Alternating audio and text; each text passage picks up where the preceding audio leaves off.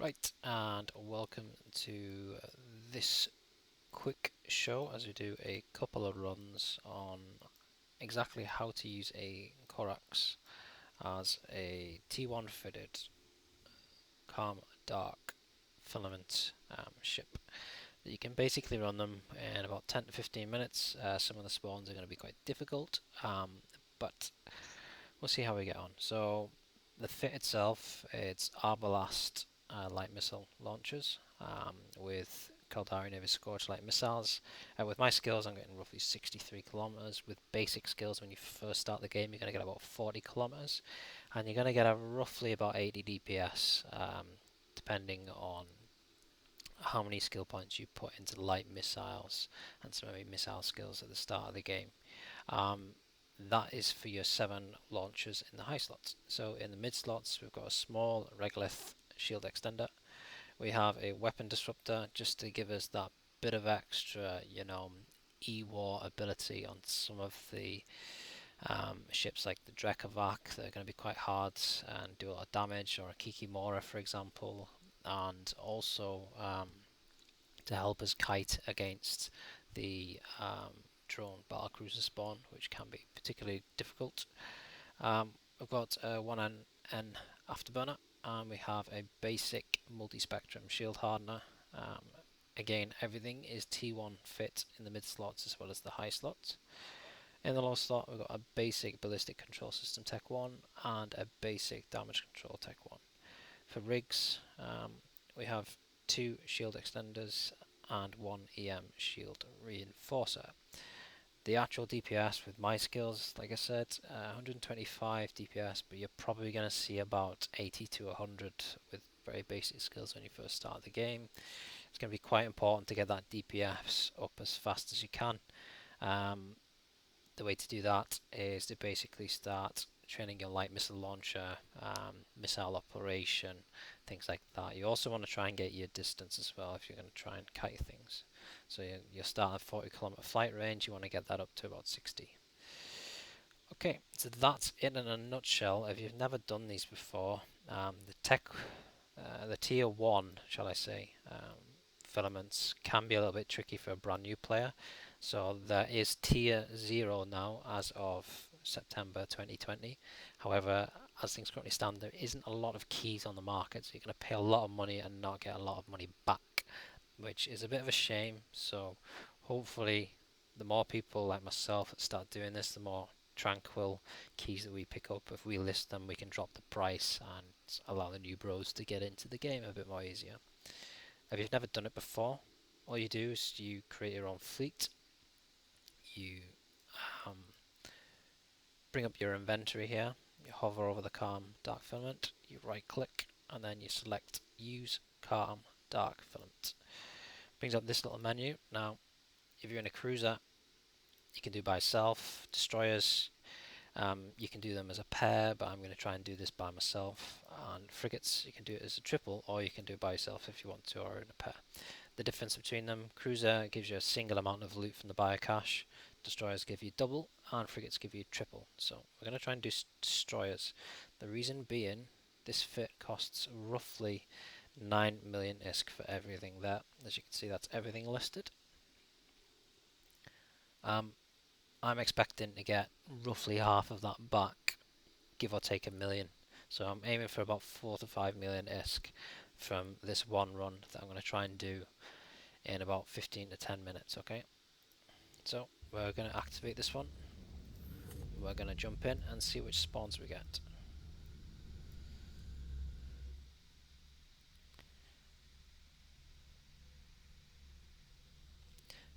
There's an array of strategies you can do when you jump into the abyss. You can either get in tight and orbit 500, or you can try and kite your enemy, depending on what it is. So this is the drone spawn. So this one, they're going to do quite a bit of DPS, but right above me there's a suppressor, so that's going to do damage to those drones. So I'm just going to aim for that, activate my hardener, activate my afterburner.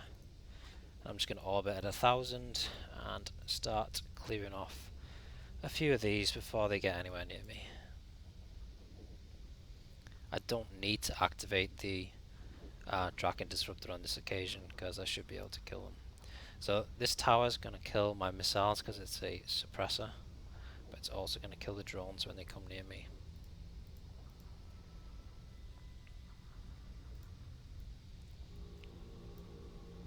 As you can see, it's now activated, so it's starting to shoot at the drones. It's also going to shoot at my missiles as well. This is kind of like a point defense cannon kind of effect that it's doing. As you can see, it's uniform damage across all the drones. It doesn't damage my ship. The damage that you're seeing there, that is from these drones.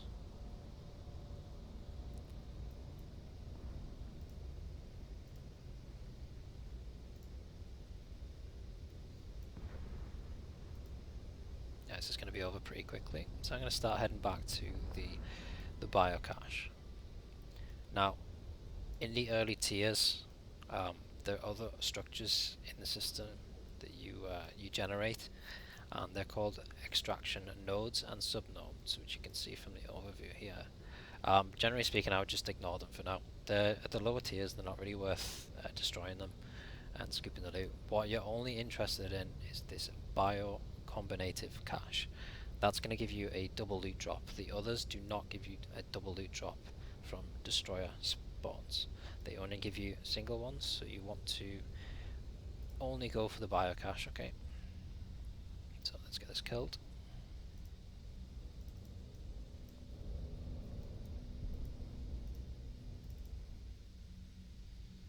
Now, important thing to do as well with these is to make sure that you reload before you go into the next room. I have taken a bit of damage, but my shield rep is slowly creeping back up, so it's going to be nearly 100% by the time I get into the next room. So I'm not going to stress too much about that.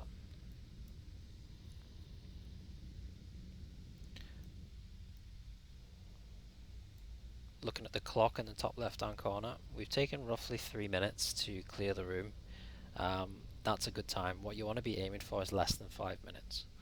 A couple of the spawns, so we've got 600,000 in loot there. A couple of the spawns, particularly the battleship and the Drekavac spawns, they're going to take you roughly 5 or 6 minutes, and if you manage to get an unlucky chain of 3 of them in a row, you're going to be pushing the 20-minute limit. However, this is a 9 million ISK fit, or 8.5 to 9 million ISK fit, and that shouldn't be a problem to replace it when you're a new player. If you've managed to get a few of these in good runs and managed to get the loot safe and sold. So, this occasion we've got lancers. It's another easy room, so I'm just going to burn up. I'm going to lock them up. I'm going to use my disruptor on one of them whilst I put DPS into the next one. Now I have the tracking speed script applied to this disruptor, so it's just going to make these lancers hard to hit me. Because it's a dark key, they've already got a 30% reduction to their ability to hit me, and this just adds an extra 37% to that as well, so it's going to make it even harder. So the tips to do is to get your transversal and speed up as much as you can, and try and avoid any DPS. So they're really struggling to hit me. These guys are very fast, but they're very easy. They don't do a lot of DPS at all.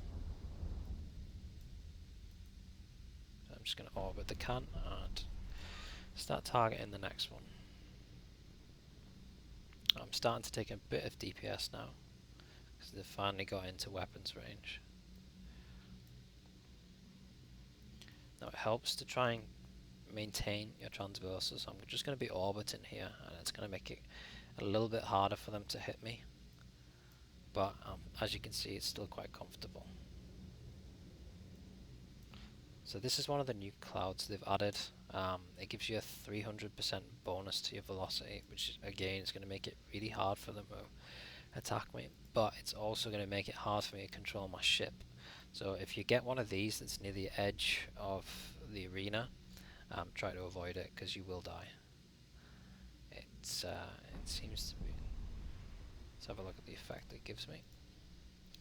300% bonus to velocity and minus 50% to inertia, so it's going to make it really fast whenever I dip my toe into this field. So Just need to be a bit careful with it.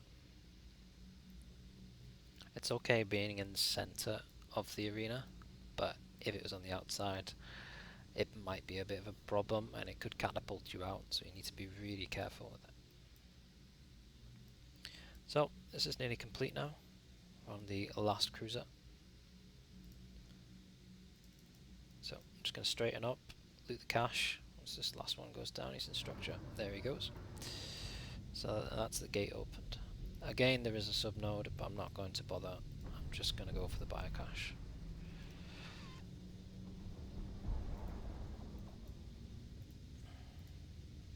And we have 700,000 on this occasion. So far we had a 600,000 spawn and a 700. So we're sat at 1.4 million, so hopefully we get a better drop on the final room. And we have 13 minutes remaining, so we're making very good time. Okay, let's jump through.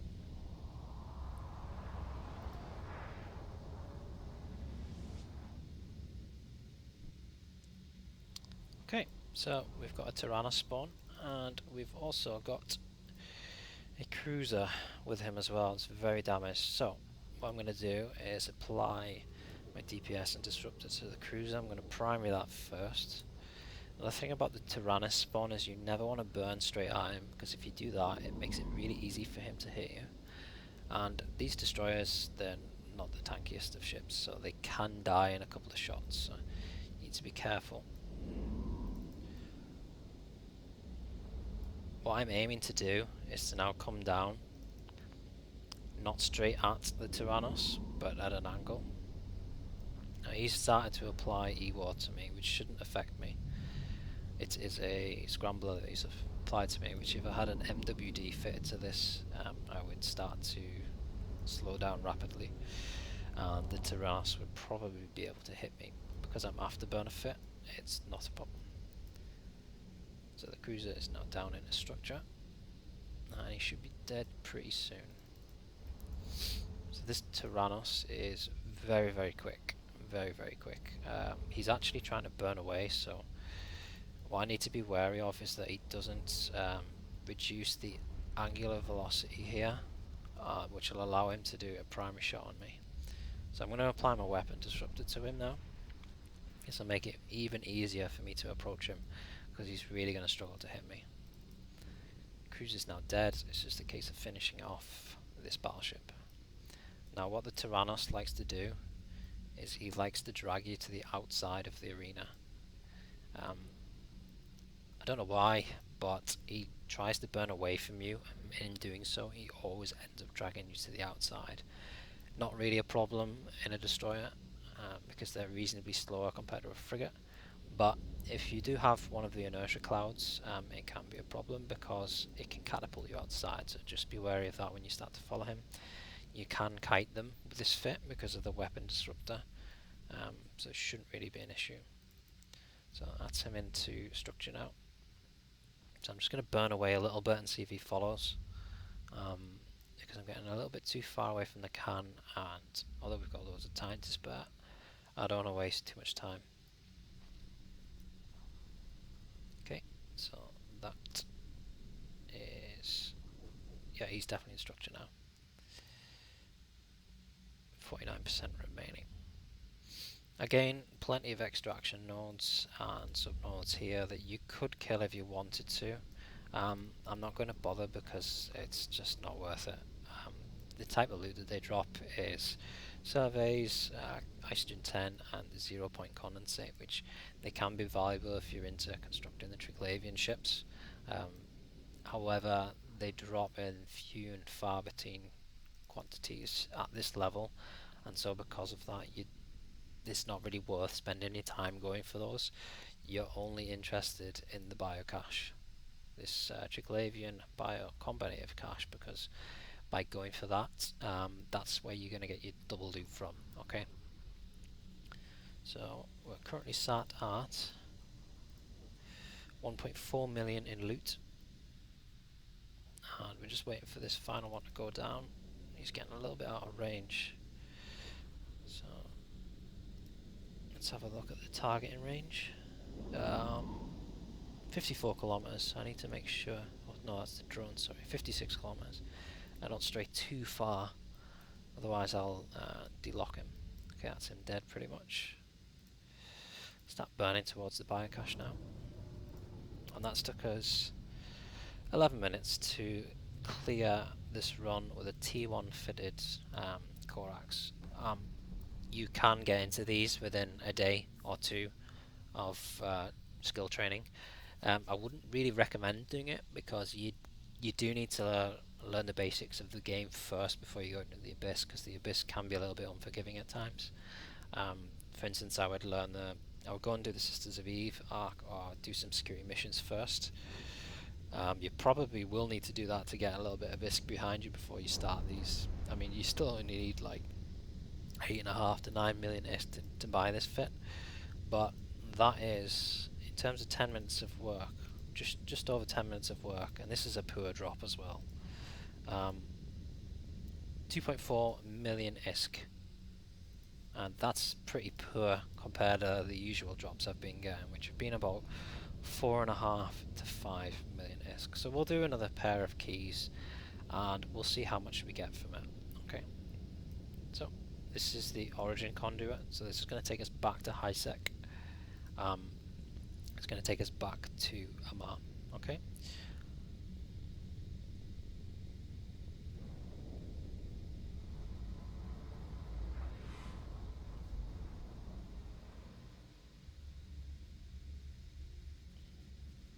and that's it complete. Now this is the main server, so if you ever want to come chat, I am in Amar most days, running abyssals or training up new bros.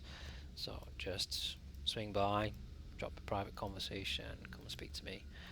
If you are in my corporation, then